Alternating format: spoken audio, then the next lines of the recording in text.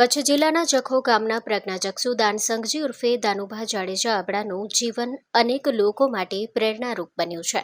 નાની ઉંમરે જ આંખોની રોશની ગુમાવ્યા છતાં મહેનત અને સ્વાભિમાનથી જીવન જીવવાનું પસંદ કર્યું છે।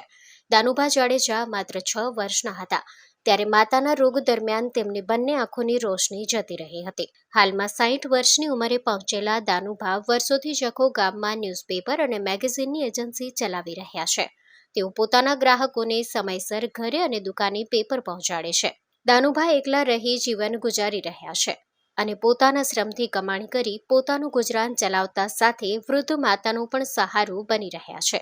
તેઓ માને છે કે વિકલાંગતા નસીબની વાત હોઈ શકે, પરંતુ તેને બહાનું બનાવીને બીજાની દયા પર જીવવું યોગ્ય નથી।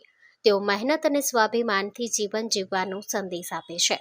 આદરણીય સ્વર્ગસ્થ અબડા દાનુભા હાલાજીની પ્રાર્થના સભા તારીખ 2/5/2026ના રોજ સાંજે 5 વાગ્યે અબડા સમાજવાડી ખાતે યોજાનાર છે, જેમાં પરિવારજનો અને ગામ લોકો ઉપસ્થિત રહી શ્રદ્ધાંજલિ અર્પણ કરશે।